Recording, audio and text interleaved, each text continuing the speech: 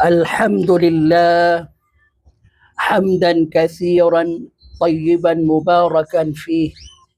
أشهد أن لا إله إلا الله وحده لا شريك له، وأشهد أن محمدا عبده ورسوله، صلوات الله وسلامه عليه وعلى آله وأصحابه أجمعين.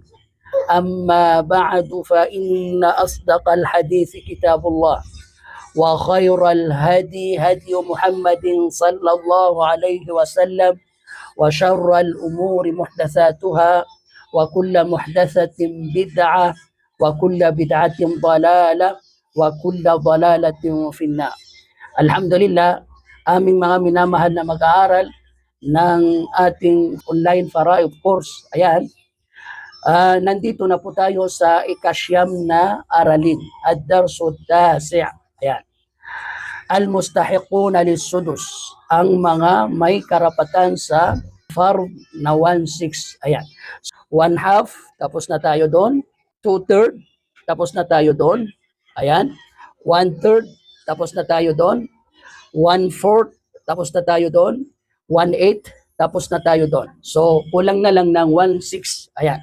So, ito na po, no? Tatalakayin na ho natin ang bahaging 1/6. As usual, sisimulan po natin sa kabuuan ng aralin katulad ng aking sinabi sa ating mga nakaraang session na kung saan atin pong inuuna ang kabuuan ng aralin para po nagkakaroon na po tayo ng kabuuang flow ng ating aralin. Ayan, halimbawa ng ikasampung aralin, so pagkaraan ng kabuuang aralin ay mayroon na po tayong pangkalahatang ideya. Ayan, hinggil sa araling ito.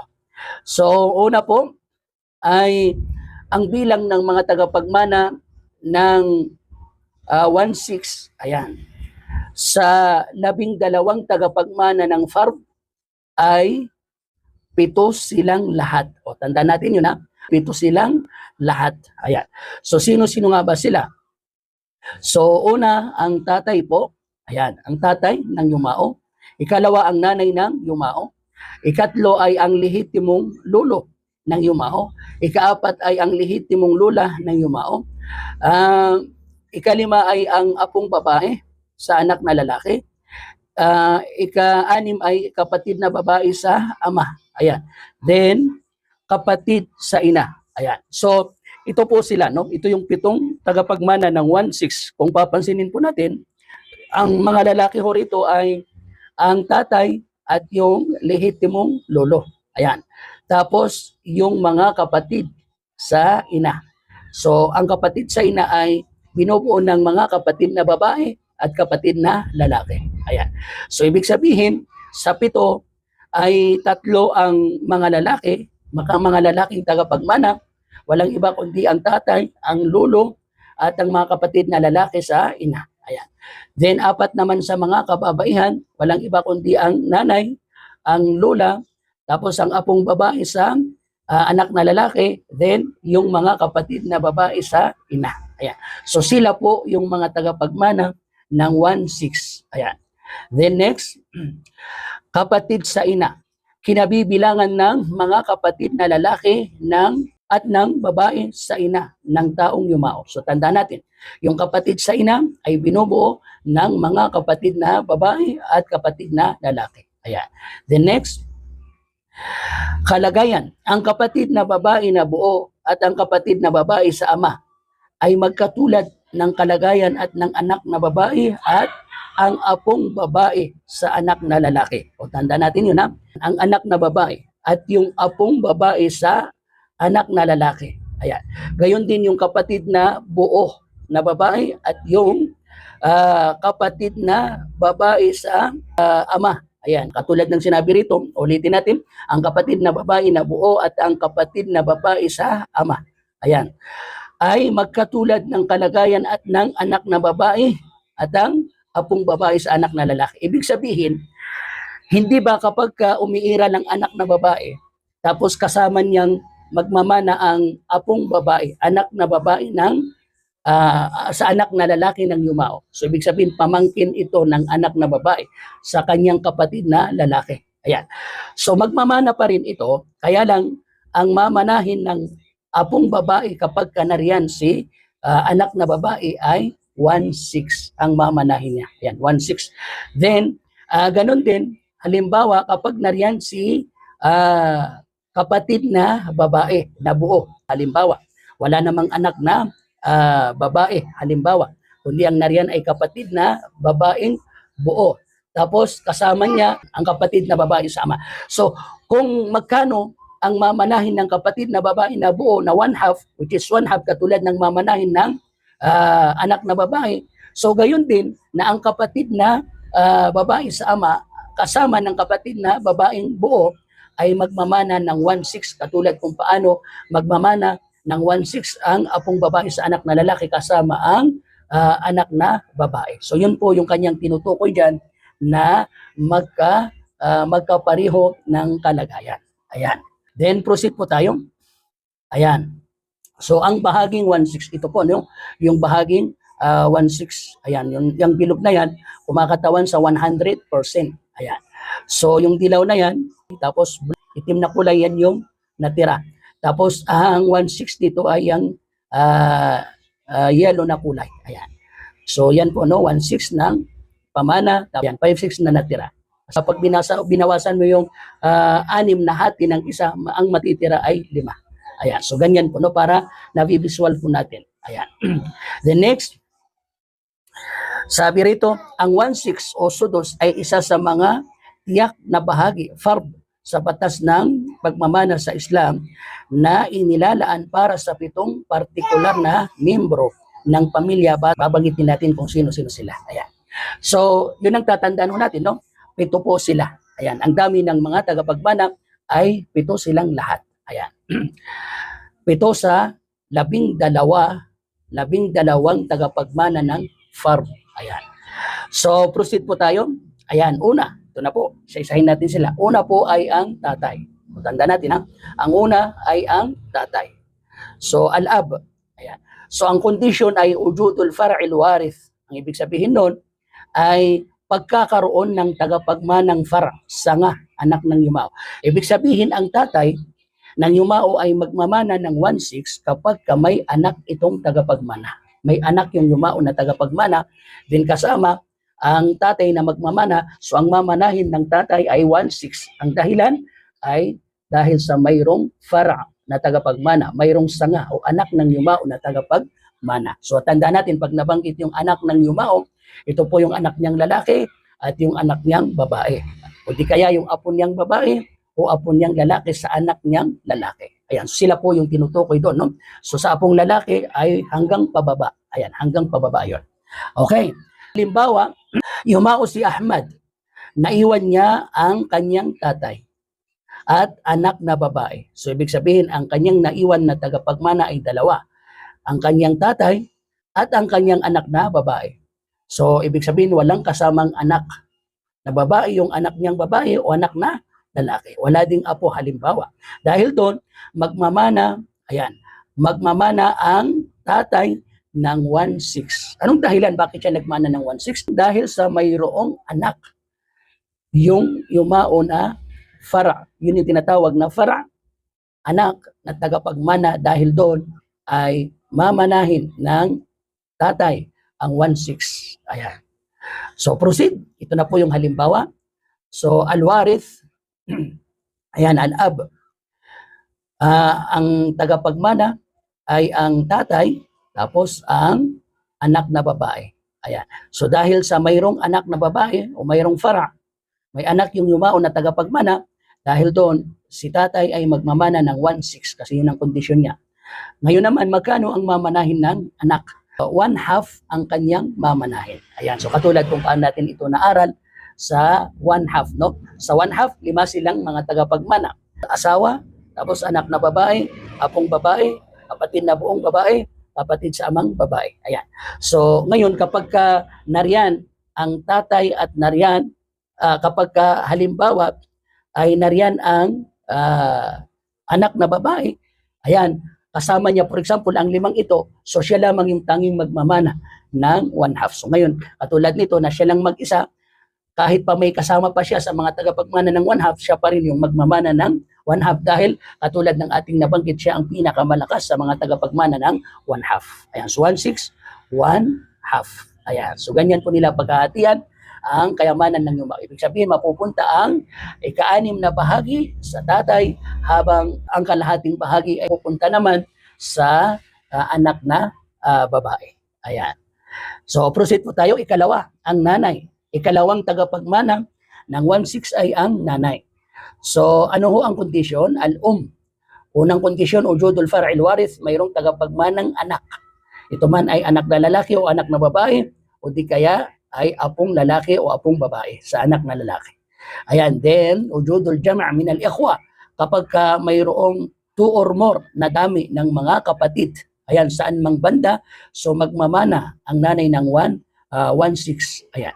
So kapag wala yung mga kapatid, ayan, halimbawa kung walang maraming kapatid na naiwan yung yumao at wala din siyang anak na tagapagmana, automatic ang mamanahin ng nanay ay 1/3. Katulad ng ating nauna nang napag-aralan doon sa 1/3. Ayan. So dito, sa pagkakataong ito, dahil mayroong anak na tagapagmana yung yumao, kaya naman ang mamanahin ng nanay ay 1/6. At kahit pa walang anak yung yumao, ayan, na tagapagmana, kung mayroon naman siyang mga kapatid na marami, 2 or more, ay magmamana ang nanay ng 1/6. Ayan, hindi na 1/3. Ayan. So, ganyan po, no? Yan yung condition. Ang pagkakaroon ng tagapagmanang fara, ang pagkakaroon ng mga kapatid. Ayan. So, halimbawa, yumao si Ahmad, naiwan niya ang nanay niya at babaeng anak at mga kapatid. Dahil doon, magmamana ang ina ng 1/6. Ayan. So, tanda natin, not necessarily na mayroong anak, sabay na mayroong anak o magkasabay ang pagkakaroon ng anak ng yumao at mga kapatid na higit sa isa.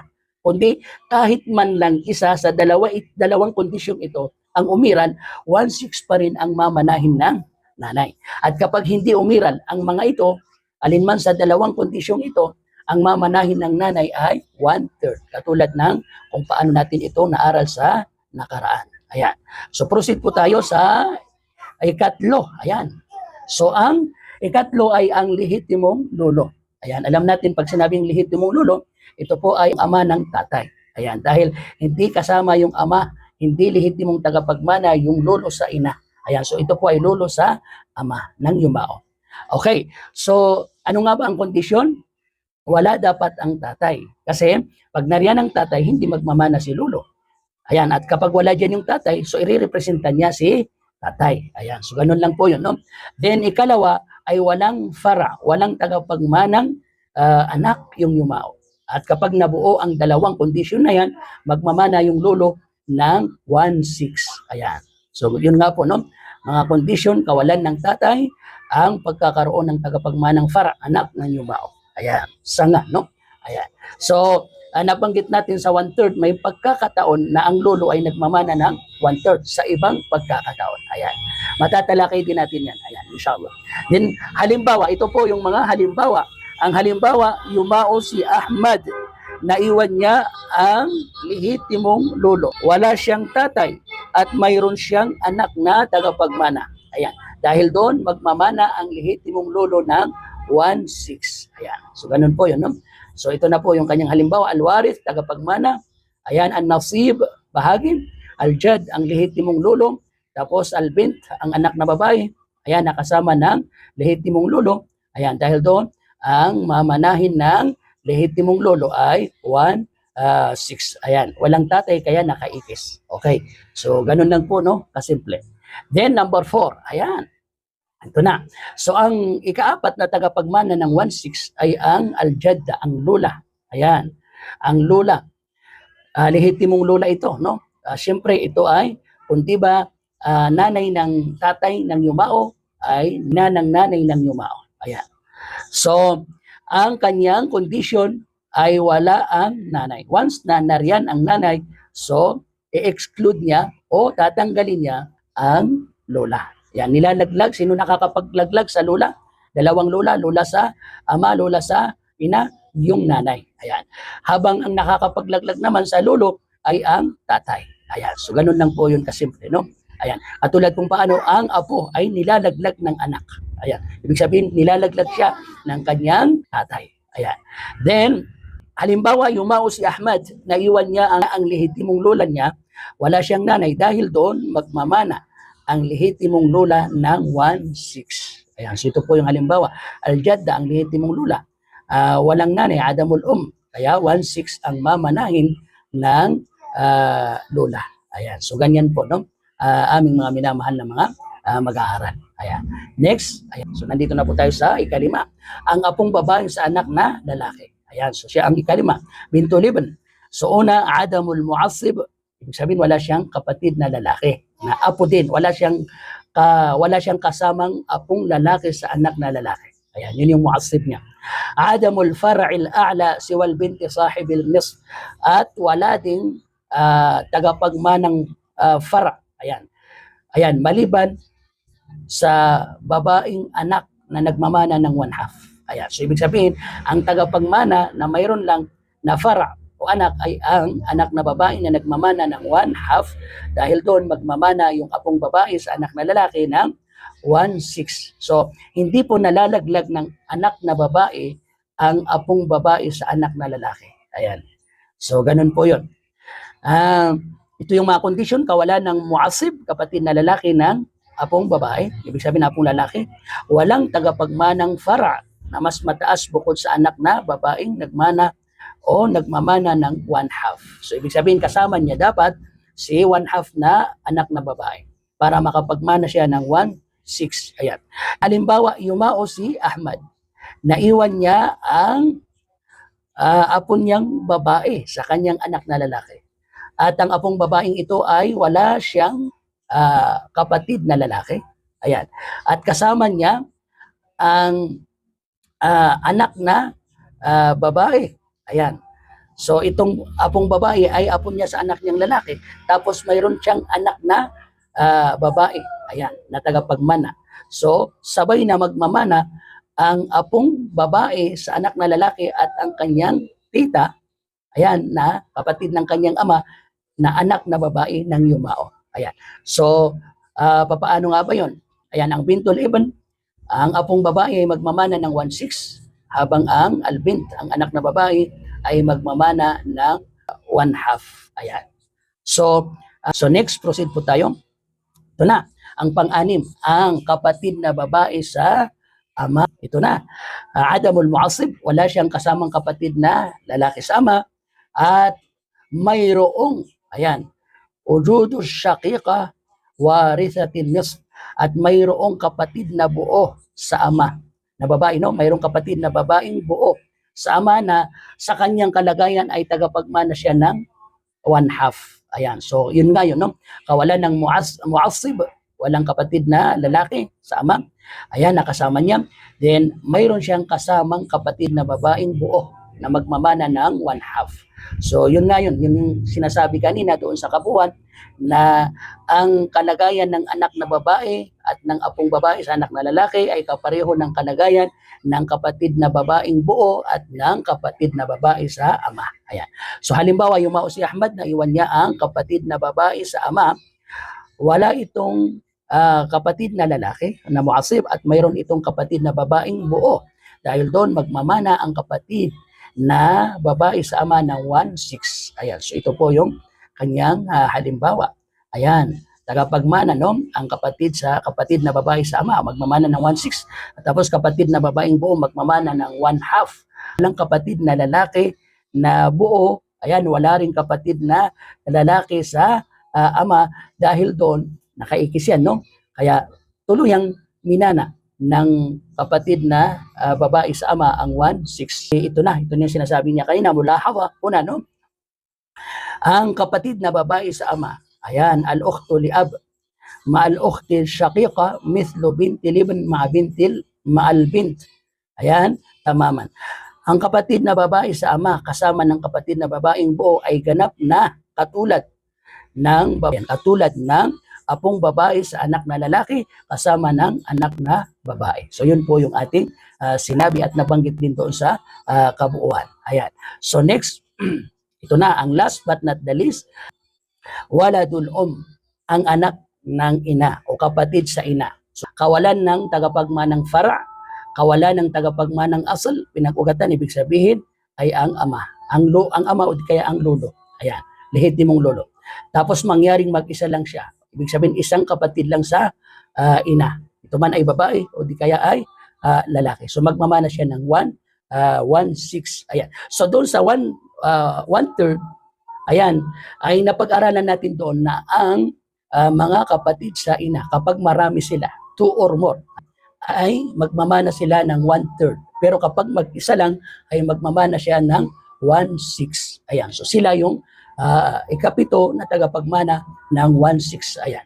Aming mga minamahal na mga mag-aaral. So ito po yung halimbawa, yumaos si Ahmad, naiwan niya ang kapatid sa ina. Wala siyang naiwan na anak at tatay. Dahil doon, magmamana ang kapatid sa ina ng 1/6 dahil wala rin siyang kasamang tagapagmana na kapatid. Ayan. So wala dulom, 1/6 kapatid sa ina, anak ng ina, adamul walad. Ayan. So dahil walang tagapagmanang anak yung yumao, wala din yung kanyang tatay, kaya yan, wala ding maraming bilang ng mga kapatid sa ina o anak ng ina. Kaya tuluyan niyang minana ang 1/6. Ayan.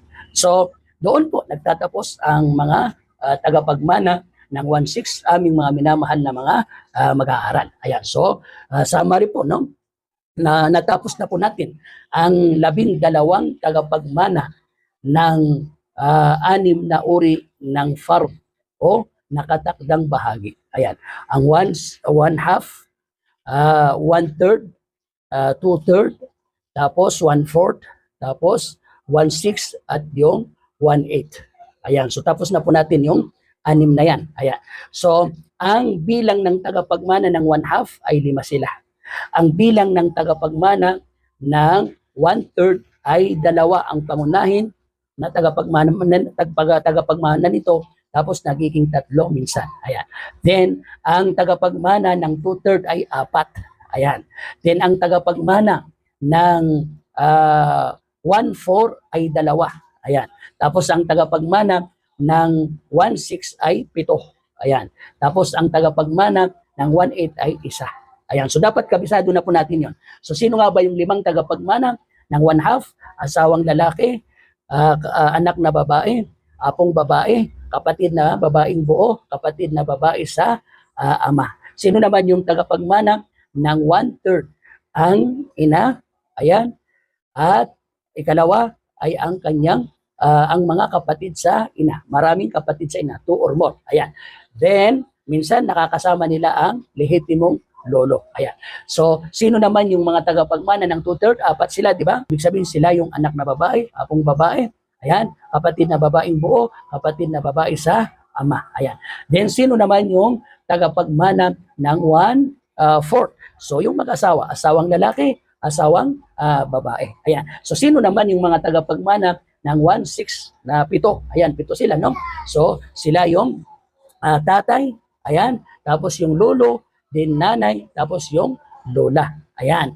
Then, yung apong babae, ayan, tapos yung kapatid na babae sa ama, tapos yung mga kapatid, babae man o lalaki, sa ina. So, yan po yung 12 na tagapagmana sa kabuuan ng 6 na fard o di kaya ang 6 na iba't ibang uri ng nakatakdang mamanahin. Ayan. So, dapat kabisado na po natin ang mga yan, kasama po yung mga kondisyon. Ayan, dahil ngayon po, sa susunod nating aralin, ay pag-aaralan na po natin kung sino-sino naman yung mga tagapagmana ng asaba. Ayan. Kaya dapat kabisado na po natin ang 12 na tagapagmana at yung 6 na uri ng fard, iba't ibang bahagi ng fard, at kung sino-sino ang mga tagapagmana sa 12 tagapagmana ng fard, ang tagapagmana ng bawat bahagi ng fard. Bawat bahagi sa 6 na uri ng fard. So hanggang dito na lamang ulit. Kung may tanong, ay i-comment lang po sa video ito. Ayan, sa comment section ng YouTube na yan. Tapos, yan po sasagutin ng inyong lingkod. Subhanakallahumma wa bihamdik. Nashhadu an la ilaha illa anta nastaghfiruka wa natubu ilayk. Birahmatika ya arhamar rahimin. Walhamdulillahi rabbil alamin. Assalamu alaikum warahmatullahi wabarakatuh.